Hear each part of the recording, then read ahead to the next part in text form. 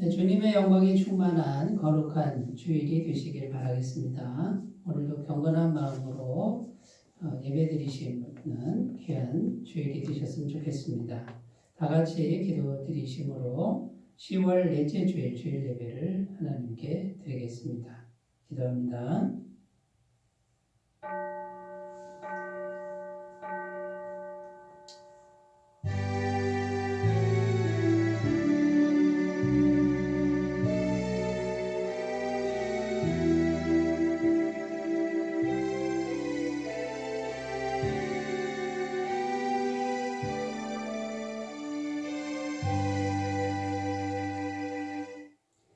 여호와의 말씀이니라. 너희를 향한 나의 생각을 내가 아나니 평안이요 재앙이 아니니라. 너희에게 미래와 희망을 주는 생각이니라. 아멘. 은혜와 평강을 주시되 풍성하게 주신 하나님 아버지, 거룩한 주일 아침에 주님의 백성들이 찬양과 영광을 올려 드리오니 기쁘게 받아 주시옵소서. 오늘도 주님을 찾는 모든 주의 백성들을 만나 주시고 심령 속에 주님의 영광의 임재를 허락하여 주옵소서. 거룩하신 성령님, 주님께 간절히 기도하오니 이 시간 우리들 심령에 불같이 임하여 주시옵소서. 우리 안에 있는 모든 헛된 생각들을 소멸하여 주시고 오직 능력과 생명의 거룩한 주님의 생각들로 충만하게 하여 주시옵소서. 그리하여 우리 모두가 주님의 마음으로 아름답게 변화되고 하늘의 영광으로 충만하게 하여 주시옵소서. 예수님의 이름으로 기원하옵나이다. 아멘. 다 같이 찬송가 32장을 함께 부르겠습니다.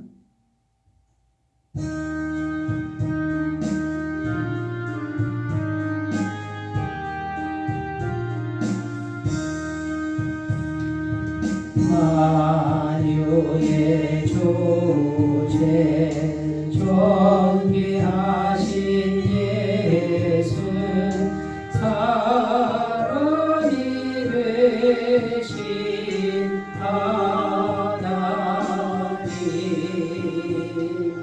나 사모하여 영원히 섬길 영광 되신 주로다. 화려한 동상 고성한 저수고 아름답고 묘하나 순전한 예수 더 아름다워 온 같은 기쁨 주시네. 광명한 배와 명랑한 저 달빛 소많은 별들 빛나나 주 예수 빛은 더 찬란하여 장기묘할수록로다.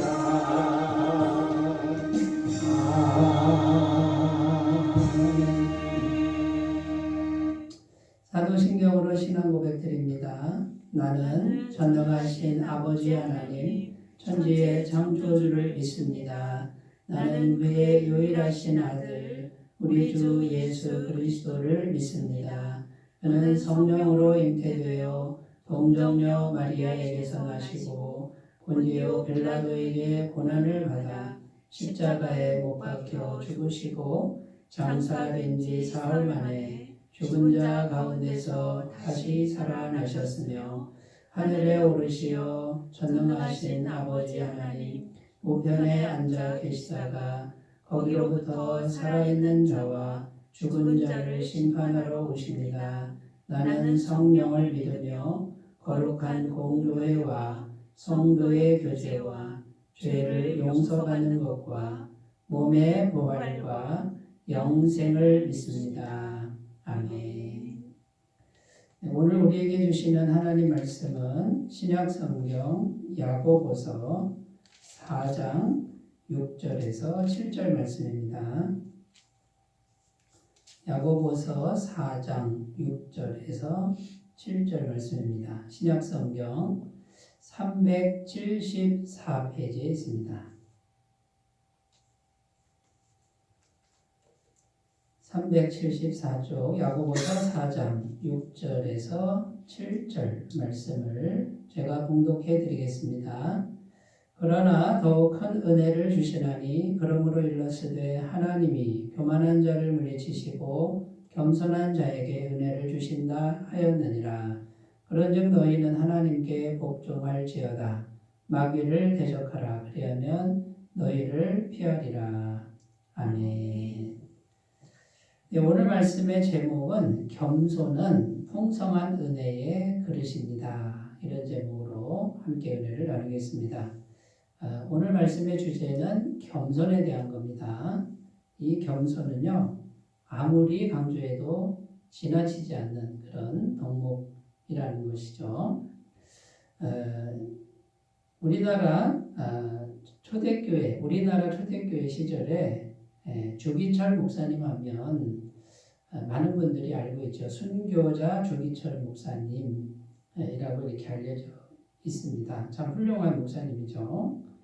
그런데 이 주기철 목사님도 훌륭하지만 장로님 중에 조만식 장로님이라고 하는 분도 정말 훌륭한 분으로 알려져 있습니다. 조선의 간디라고 할 정도로 그렇게 존경을 받는 인물이 바로 이 조만식 장로님인데, 조만식 장로님과 주기철 목사님은 깊은 인연이 있습니다. 주기철 목사님이 오산학교의 학생이었을 때 그 학교의 교장 선생님이 조만식 장로님이었습니다. 이제 목사님과 장로님으로 만나기 전에 교장 선생님과 학생의 그런 관계로 만났던 것이죠. 나중에 조만식 장로님이 산정현 교회의 이제 장로님이 되셨는데, 이 조만식 장로님이 주기철 목사님을 담임 목사님으로 이제 모셔오게 됩니다. 제자이고 또 교장 선생님이면 일반 선생님도 아니고 굉장히 높은 이제 그런 사제지간인데, 이 조만식 장로님은 주기철 목사님을 담임 목사님으로 모시고 정말 깍듯하게 섬겼다라고 전해지고 있습니다. 근데 어느 날 이 조만식 장로님이 절대로 예배 시간에 늦지를 않는데 급한 일이 생겨서 지각을 했다라는 겁니다. 늦게 예배당 문을 들어갔는데 이 주기철 목사님이 설교를 하고 있었습니다. 그런데 장로님이 들어오니까 이 주기철 목사님이 순교자 아닙니까? 굉장히 강직한 성품을 가지셨는데 설교하시다 말고 그 자리에서 지적을 하신 겁니다. 장로님은 오늘 서서 예배 드리십시오 하고서 교인이 있는 데서 그냥 면박을 준 것이죠. 이 조만식 장로님이 예배 끝날 때까지 꼼짝않고 서서 예배를 드린 겁니다. 이제 설교 끝나고 이제 예배 시간 마무리가 되어 가는데 주기철 목사님이 좀 마음이 미안한 거죠. 그래서 장로님 기도해 주시죠. 기도로 예배를 마치겠다고 이렇게 이제 부탁을 했는데 이 조만식 장로님이 눈물을 흘리면서 회개 기도를 했다라는 겁니다. 그런데 전부 이제 본인이 잘못한 거 회개하는 기도만 하고 마쳤는데, 목사님 마음을 아프게 한 거 회개합니다. 예배 시간 늦게 와서 예배 방해한 거 회개합니다. 교인들에게 본이 되지 못한 거 회개합니다.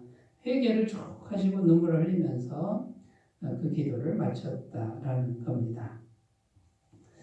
자, 여러분 생각에는 이 조만식 장로님과 주기철 목사님 중에 누가 더 훌륭해 보입니까? 또 누구에게 더 존경스러운 마음이 가겠습니까? 물론 이 주기철 목사님도 정말 강직하고 정직한 분이죠. 신앙을 위해서 목숨을 걸 정도로 그렇게 하나님을 사랑했던 그런 목사님이신데 이 조만식 장로님도 그에 못지않은 정말 훌륭한 성품을 가지신 분이다라는 겁니다. 만약에 이때 조만식 장로님이 분노를 말하고 그 다음에요 사제지간 아닙니까? 내가 스승이고 제자인데 제자에게 이렇게 면박을 당하고 내가 견딜 수 있겠는가 하고서 뛰쳐나갔다 그러면 그 교회 하나님의 교회가 뭔가 이렇게 분란이 일어나는 그런 위험한 상황이 될 수도 있었습니다. 그러나 조만식 장로님의 이 겸손함이 오히려 교회에 큰 은혜를 끼치고 또 교인들의 마음을 하나님께로 집중하게 하는 그런 계기가 되었다라는 것이죠. 여러분, 이 겸손함이라고 하는 것은 계속 자기를 비우고 낮추고 이런 겁니다. 그러니까 좀 연약해 보이지 않습니까? 누가 알아주기를 합니까? 그런데 이 겸손함이라 는 것이 이게 하나님의 큰 능력이 되고 하나님의 큰 은혜의 통로가 된다라는 것입니다. 영적으로 원리를 따져보면 이 겸손할 때 하나님의 영이 임하시는 겁니다. 하나님의 영이 임하면 그 공동체가 은혜가 넘치게 됩니다. 하나님의 사랑이 넘치게 됩니다. 그래서 이 겸손함이라고 하는 것이 하나님의 영이 임하는 통로가 되니까 이것이 능력이 되고 이것이 은혜가 되는 덕목이 된다라는 겁니다. 하나님이 임하시면 어떤 일이 발생합니까? 우리 하나님은 은혜가 풍성하신 하나님이시다. 하나님이 임하시니까 하나님이 임하신 그곳에 하나님의 은혜가 풍성하게 펼쳐지는 건 당연하다라는 것이죠. 그래서 이런 의미에서 겸손은 풍성한 하나님의 은혜를 담는 그릇이다. 겸손함은 은혜를 담는 그릇이다. 이런 의미가 되는 것이죠. 오늘 말씀 6절을 다시 읽어보겠습니다. 그러나 더욱 큰 은혜를 주시나니 그러므로 일렀으되 하나님이 교만한 자를 물리치시고 겸손한 자에게 은혜를 주신다 하였느니라. 여기 보면 교만한 자를 물리치시고 겸손한 자에게 은혜를 주신다고 증언합니다. 쉽게 얘기해서 하나님 은혜 받으려면 겸손하라. 겸손하면 하나님 은혜 받을 수 있다. 이렇게 말씀을 요약할 수 있습니다. 자, 이 말씀을 주신 배경이 뭐냐면요. 이 말씀 앞의 내용이 뭐냐면 세상 욕심에 대해서 말씀을 했다라는 겁니다. 이 세상 것을 얻기 위해서 세상 욕심을 채우기 위해서 성도들이 치열하게 싸우는 거예요. 사람들이 싸우고 다투는 거예요. 그러지 말라는 거예요. 세상 것을 얻기 위해서 싸울 필요 없다. 다툴 필요 없다. 그냥 하나님 앞에 겸손하게만 하면 하나님의 은혜는 풍성하게 임한다라고 하는 이런 맥락에서 이 말씀이 주어졌다라는 것입니다. 자, 여러분, 그래서 우리가 하나님 앞에 사람과 싸울 필요가 없고요. 그 다음에 세상 것이 모자르다라고 우리가 마음 졸일 필요가 없고 하나님 앞에서 겸손한 심령만 가꾸면 하나님의 풍성한 은혜는 얼마든지 있다라고 하는 이것이 오늘 성경 말씀을 통해서 우리에게 주시는 약속입니다. 이 말씀을 기억하시면서 겸손한 삶을 잘 추구하시기를 바라겠습니다. 그런데 우리가 이제 여기서 생각할 게 뭡니까?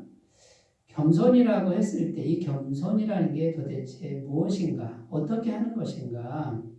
이 겸손에 대해서도 오해하는 분들이 간혹 있습니다. 그래서 오늘은 하나님이 기뻐하시는 겸손, 성경이 말하는 겸손은 어떤 것인가?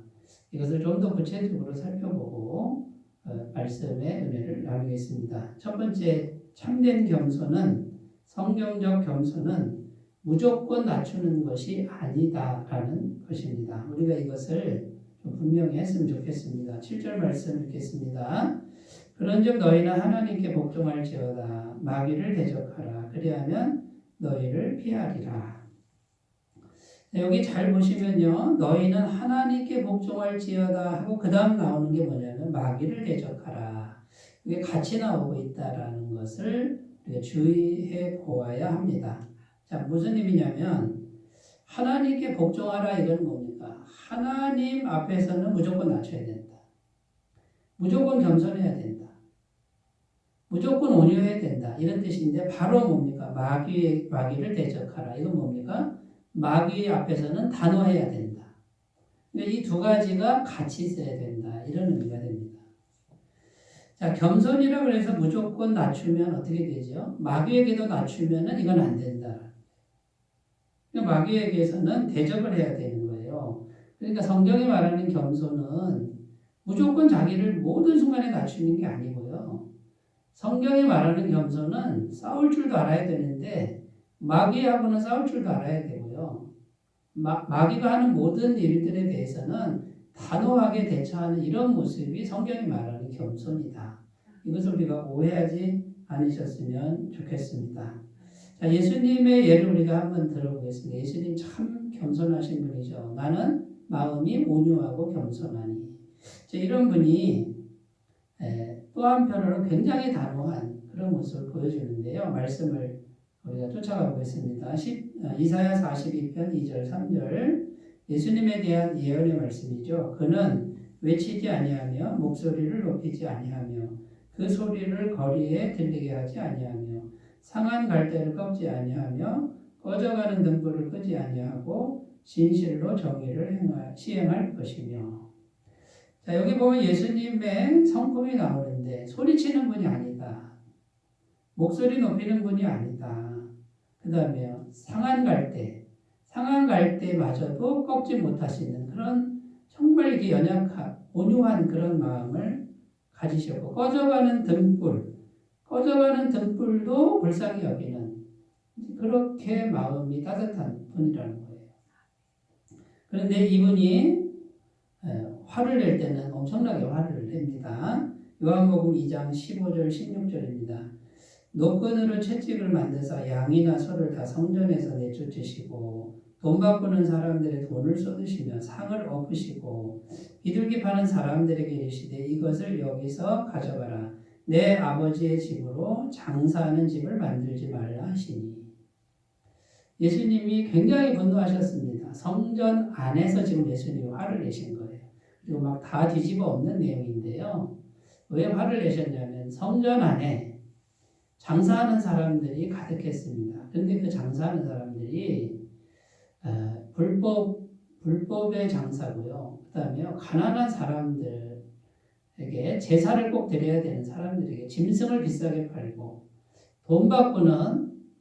그런데 돈을 바꾸는데 엄청난 이익을 남겨서 자기 배를 불리고 그 다음에 종교 지도자들에게 갖다 바치면서 백성들에게서 엄청난 이익을 챙기는 그런 악한 사람들이 성전 안에 가득했습니다.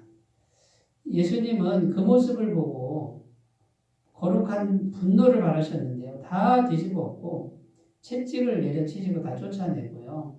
그러면서 이렇게 외칩니다. 내 아버지의 집으로 장사하는 집을 만들지 말라. 다른 성경 구절에는 너희가 성전을 강도의 소굴로 만들었다. 이렇게 평가하셨다라는 겁니다.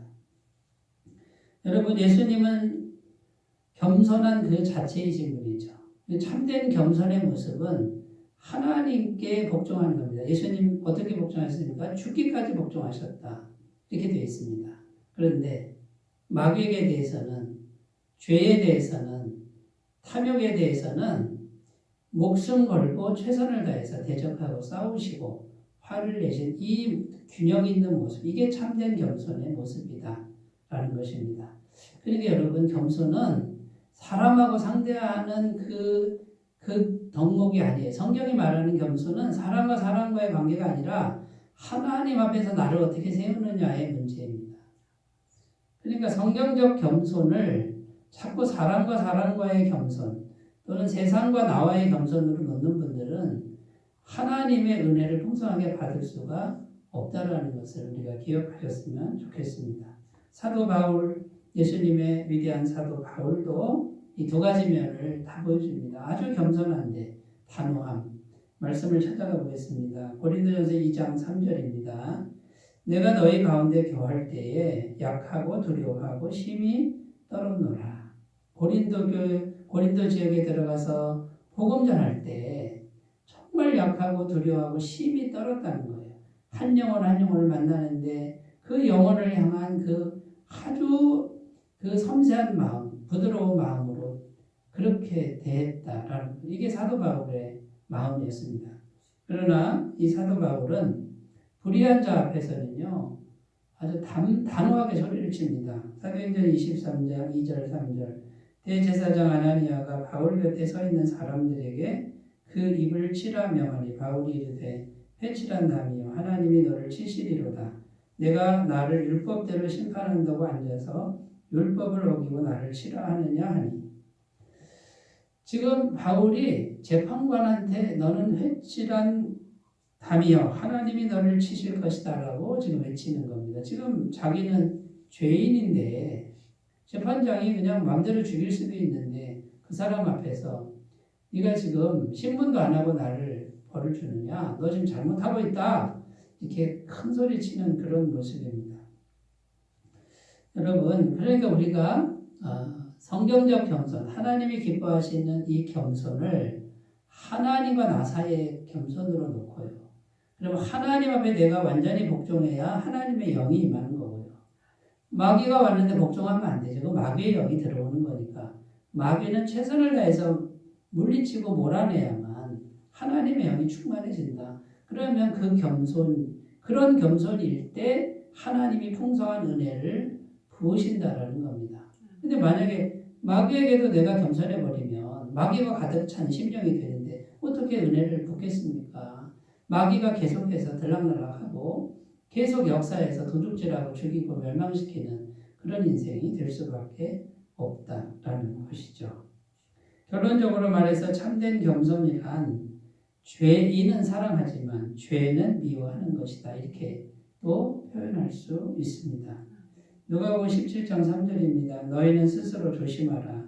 만일 내 형제가 죄를 범하거든 경고하고 회개하거든 용서하라. 여러분 어떤 영혼도 죄가 없는 영혼은 없습니다. 그런데 계속 죄를 짓습니다. 그러면 그 사람을 미워하는 게 아니라 그 죄를 미워하는 거고 그 죄 뒤에 마귀를 미워하는 거예요. 그러니까 단호하게 할 수밖에 없습니다.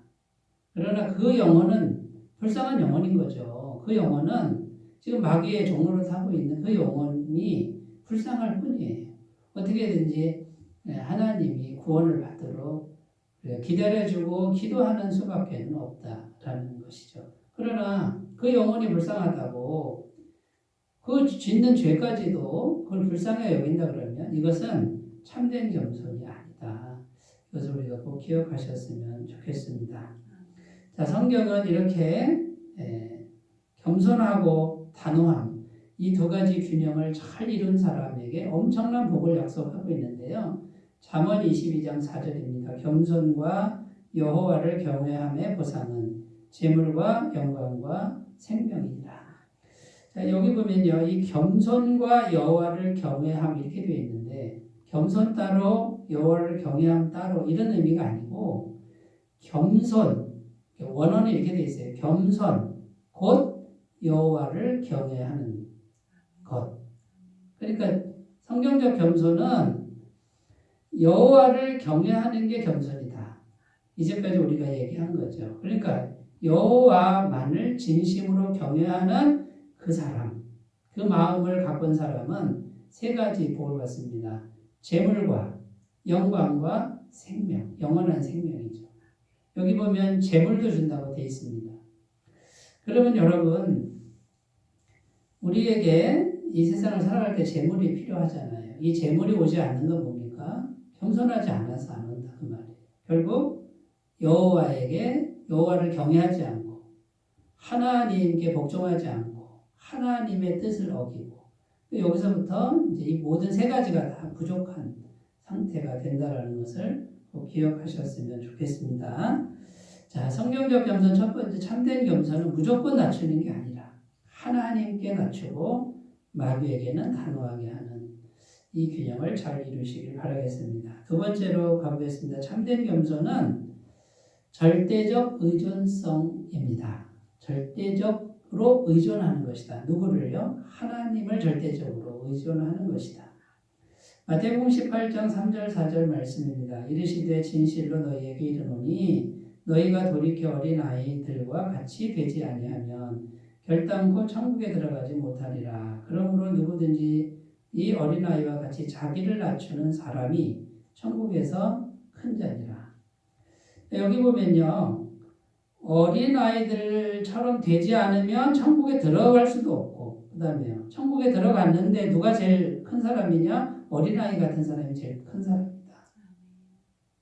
그리고 우리가 이제 어린아이 같아져야 된다. 그래야 천국도 들어가고, 어린아이 같은 사람이 천국에서는 가장 큰 사람입니다.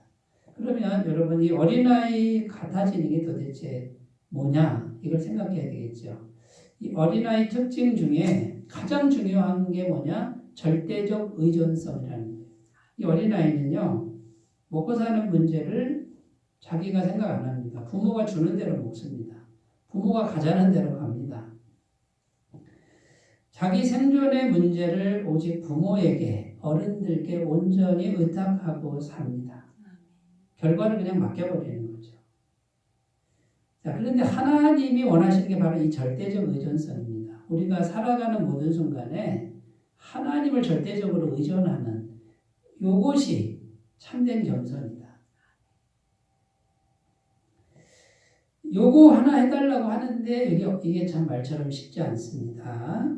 자, 이걸 왜 원하시냐면, 자, 하나님을 의존하지 않고 내 마음대로 하는 거, 하나님 떠나서 내 마음대로 하는 게 죄라는 거예요. 이게 성경이 말하는 죄예요. 내 마음이 하나님 없이 내 마음대로 하는 거. 하나님의 말씀이 있는데 말씀을 어기고 내 마음대로 하는 거. 이제 이러면 이제 죽는 거죠. 죄의 삭은 사망이다 이렇게 되어 있으니까요. 근데 요 내 마음대로 하는 게 죄인데 하나님과 떨어져 있는 요 상태가 죄이기 때문에 절대적으로 의존해라. 그래야 산다. 그 절대적 의존성이 곧 겸손이다라는 거예요. 이사야 59장 1절 2절 여호와의 손이 짧아 구원하지 못하심도 아니요 귀가 둔하여 듣지 못하심도 아니라 오직 너희 죄악이 너희와 너희 하나님 사이를 갈라놓았고 너희 죄가 그의 얼굴을 가리어서 너희에게서 듣지 않으시게 함이니라. 내 마음이 스스로 하나님을 등지고 내 마음대로 하는 요 상태, 요게 죄고 모든 비극이 여기서 왔다라는 겁니다. 하나님은 영이시고 인격을 가지신 분이라 우리의 마음 상태가 중요한 거예요.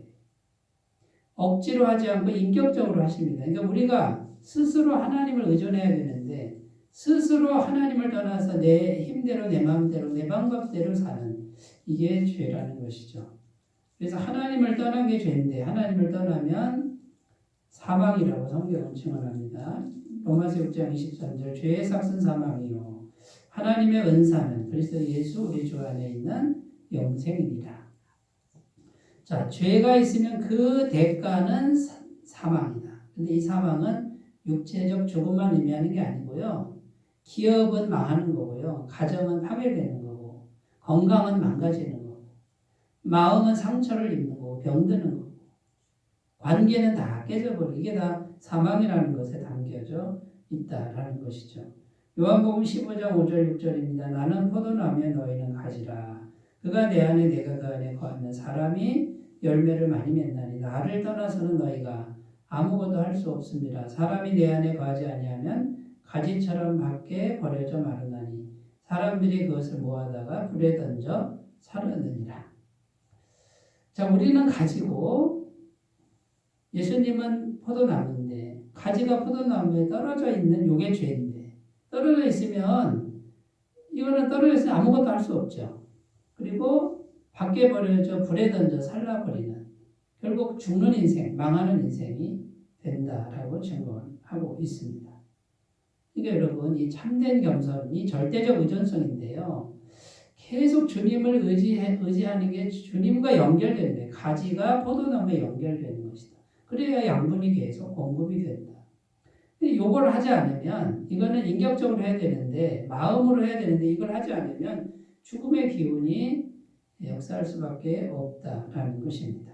그러나 반대로 이제 하나님을 의존하면 풍성한 은혜가 옵니다. 다른 말로 겸손하면 은혜가 마를 날이 없습니다. 요한복음 15장 7절 8절 너희가 내 안에 거하고 내 말이 너희 안에 거하면 무엇이든지 원하는 대로 구하라. 그리하면 이루리라. 너희가 열매를 많이 맺으면 내 아버지께서 영광을 받으실 것이요 너희는 내 제자가 되리라. 너희가 내 안에 거하고 내 말이 너희 안에 거하면 이건 뭡니까? 서로 연결되어 있다는 거예요. 자, 내 안에 거하고 내 안에 거하고 이렇게 되어 있는데 결국 우리 마음 안에 예수님이 계셔야 되는 거고 이 마음이 예수님과 계속 연결되어 있어야 되는데 그건 뭡니까? 계속 주님을 의존하는 것이다 이거예요. 계속 주님을 찾으면 연결되는 것이고 그러면 무엇이든지 원하는 대로 구하라 그리하면 이루리라. 이 상태를 만들고 기도하면 기도 응답이 된다라는 거예요. 그리고 연결되어 있으니까 좋은 열매를 많이 맺히게 됩니다. 자, 그래서 우리가 이제 해야 될 일이 뭡니까? 절대적 의존성을 위해서 해야 될 일은 모든 일에 기도하는 훈련을 하시는 겁니다. 마음으로 기도하는 훈련을 하시는 거예요. 빌립보서 4장 6절 7절 아무것도 염려하지 말고 다만 모든 일에 기도와 간구로 너희 구할 것을 감사함으로 하나님께 아뢰라 그리하면 모든 지각에 뛰어난 하나님의 평강이 그리스도 예수 안에서 너희 마음과 생각을 지키시리라. 자, 그러면 이제 절대적으로 의존해야 되는데 어디가 중요하다고요? 마음이 계속 주님을 의존하는 거예요. 그러면 모든 일에 기도와 간구로 아뢰는 작업을 해야 된다. 이걸 계속 하는 것이 이것이 중요한 것이다라는 것이죠. 이 습관을 들이면 계속해서 주님을 의존하게 되는 그런 심령이 되고 그런 삶이 된다라는 것이죠. 자, 여러분 성경이 말하는 이 참된 겸손 사람끼리 겸손을 따지지 말고 세상 앞에서 겸손 따지지 말고 하나님과의 관계에서 어떻게 해서든지 하나님이 연결되도록 하는 것이다. 그러니까 하나님께는 무조건 목적이고 마귀는 대적하고 그 다음에요. 하나님을 절대적으로 의존하는 마음을 갖고면 계속 연결이 되는 거고 은혜가 풍성하신 하나님은 계속해서 그 겸손이라고 하는 그릇에다가 얼마든지 은혜를 부으실 수 있다라는 것입니다. 세 번째로 가보겠습니다. 참된 겸손은 자신의 죄인됨을 잘 아는 것이다. 자기가 얼마나 죄인인지를 잘 알면 자동적으로 겸손해지는 거죠. 교만한 사람들의 특징이 뭡니까? 자기가 얼마나 죄인인지를 모르는 거예요. 하나님 앞에서 그렇다는 거예요. 그래서 세상에서 뭔가를 좀 이루면 마음이 높아지는 이런 분들은 지금 하나님 앞에서 자기가 얼마나 철천지 원수 같은 죄인인가를 모르니까 그 알량한 세상 거를 자꾸 자랑하게 되는 거죠. 금방 없어질 안개 같은 거 그거를 계속 추구하고 그게 있으면 좀 낫다라고 생각하는 잘못된 생각이죠. 거짓말인데 그 거짓말을 그냥 신봉을 하면서 쫓아가는 인생이 된다라는 겁니다. 사도 바울이 참 교만한 사람이라고 성경에 나오는데 나중에 어떻게 됩니까? 참 겸손한 사람이 됩니다. 이제 그 이야기를 먼저 좀 읽어보겠습니다. 디모데전서 1장 13절 15절을 읽겠습니다. 내가 전에는 비방자요 박해자요 폭행자였으나 도리어 긍휼을 입은 것은 내가 믿지 아니할 때에 알지 못하고 행하였습니다. 우리 주의 은혜가 그리스도 예수 안에 있는 믿음과 사랑과 함께 넘치도록 풍성하였도다. 이보다 모든 사람이 받을 만한 이 말이요 그리스도 예수께서 죄인을 구원하시려고 세상에 임하셨다 하였도다. 죄인 중에 내가 괴순이라. 여기 보면 사도 바울이 자기 고백을 하고 있는데 내가 전에는 비방자요 박해자요 폭행자였다. 그것도 예수 믿는 사람 아주 집중적으로 폭행했던 인물 아닙니까? 그런데 지금 뭐라고 고백합니까? 내가 죄인 중에 괴수입니다. 자기가 얼마나 죄인인가를 지금 깨닫고 있는데 이게 진심 어린 고백이에요. 지금 이 디모데전서는 바울의 말년에 죽기 전에 쓴 서신서입니다. 근데 죽기 전에 뭐라 그럽니까? 내가 죄인 중에 괴수입니다. 그런데 예수님 알지 못했을 때는 어떻게 고백합니까? 내가 비방자요, 박해자요, 폭행자였다.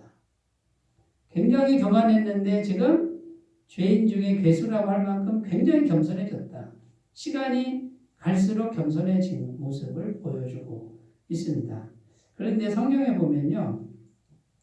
갑자기 죄인 중에 개수가 된 게 아니고 성경을 보면 이렇게 되어 있습니다. 처음엔 폭행자였다가 그 다음에 조금 시간이 지났을 때 이 바울이 뭐라고 그러냐면요. 내가 예수님의 사도다 이렇게 이제 주장을 합니다. 나 사도다 이렇게 주장을 하는 게 나오는데 또 시간이 지나면 뭐라고 나오냐면 사도들 중에 나는 지극히 작은 자입니다. 여기까지 갑니다. 그런데 인생 말년에 뭐라고 그러냐면 내가 죄인 중에 괴수입니다. 시간이 지나면 지날수록 나는 죄덩어리라는 거, 죄로 꽉 차 있는 나 자신을 발견합니다.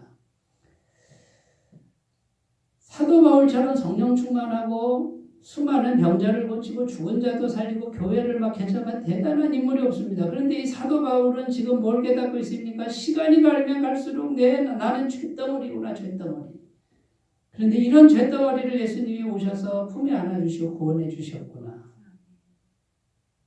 두 가지가 공존하죠. 나는 죄덩어리라고 하는 걸 시간이 갈수록 더 깊이 탄식하면서 고백하는 거예요. 여러분 시간이 가면서 나는 참 잘났다. 나는 참 훌륭하다. 이렇게 가는 분들은 지금 거꾸로 가시고 계시는 걸 아셔야 됩니다. 내가 죄인인 걸 알아야 예수님의 은혜가 더 깊이 깨달아질 수 있습니다. 자, 자신의 죄인됨을 더 깊이 깨닫는 것이 왜 중요합니까? 자신의 죄인됨을 깨달아야, 깊이 알아야 예수님을 절대적으로 필요로 할 수 있습니다. 예수님 없이 내가 살 수 없습니다. 이 고백이 드디어 가능하다. 내가 훌륭하면 훌륭할수록 예수님은 필요 없는 거예요. 예수님 믿는데 어떻게 믿습니까? 내가 훌륭하면 예수님 믿어주지 뭐.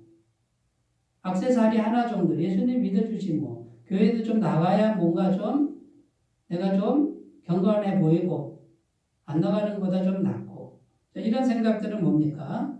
자기가 죄인 된 걸 전혀 모르는 거예요. 예수님이 필요하지 않아요. 여차하면 예수님도 버려버려요. 이런 심령으로 어떻게 은혜가 오겠습니까?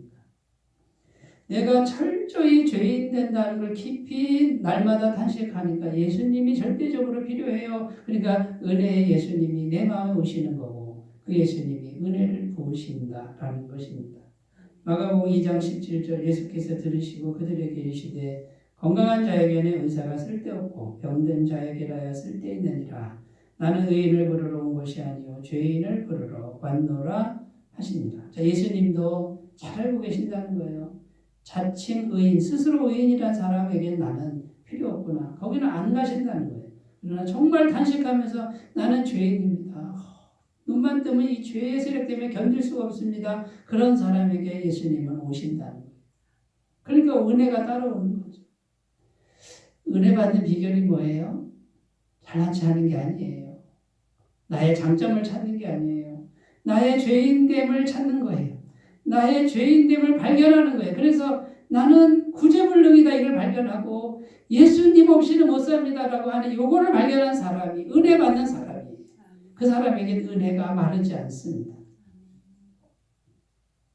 예수님을 필요로 하지 않으면 죽은 신앙이 됩니다. 요한복음 14장 6절 예수께서 이르시되 내가 곧 길이요 진리요 생명이니 나로 말미암지 않고는 아버지께로 올 자가 없느니라. 내가 곧 길이요 진리요 생명. 예수님이 곧 생명이다라는 거예요. 인격체라는 거예요. 예수님 빠진 신앙은 죽은 신앙이에요.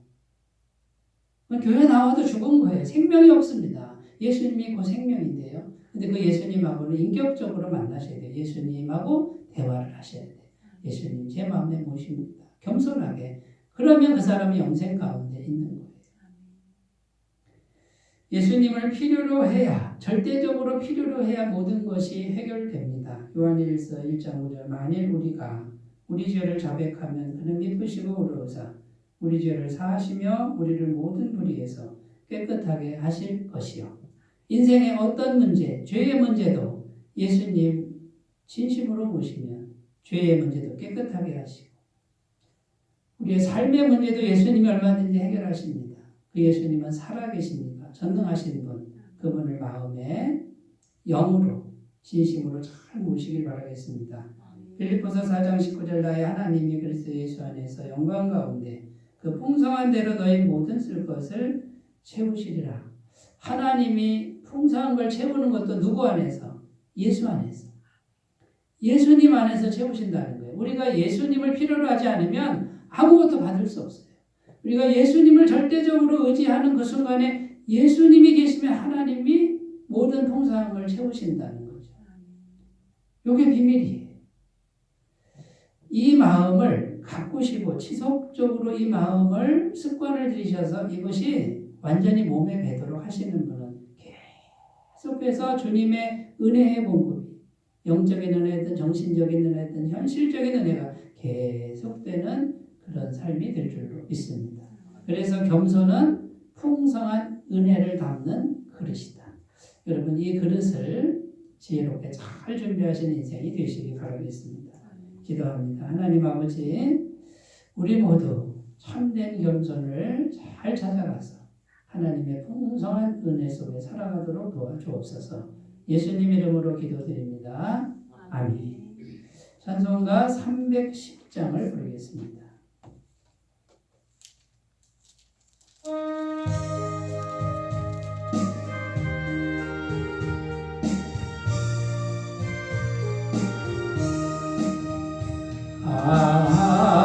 하나님의 은혜로 있을 때 없는 자 왜 구속하여 주는지 난 알 수 없도다. 내가 내 것도 의지하는 내 모든 영적 아시는 주님 보호해 주실 것을 나는 혹시 아네.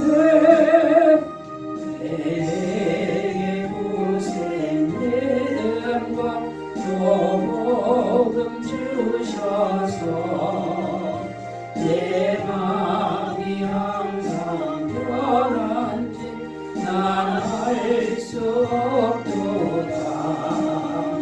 내가 내 것도 의지하는 내 모든 영경 아시는 주님 보호해 주실 것을 나는 혹시 아네. 왜 내게 성령 주셔서 내 마음 감동해 주 예수 믿게 하는지 난 알 수 없도다. 내가 내 것도 의지하는 내 모든 영전 아시는 주님 보호해 주실 것을 나는 혹시 아네. 주 언제 합리하실지 목밤의 홍낮에 또 주님 만날 그것도 난 알 수 없도다. 내가 내 것도 의지하고 내 모든 영전 아시는 주님 보호해 주실 것을 나는 혹시 아는.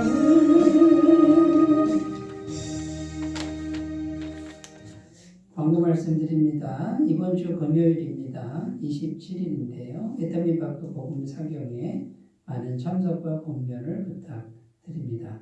비전 큐티 11호로 12호로가 나왔으니 한 분씩 수령해 가시기 바라겠습니다.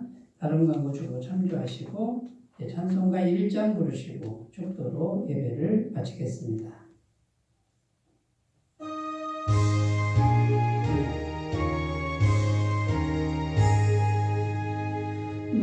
만복의 근원 하나님 온 백성 찬송 드리고 저 천사여 찬송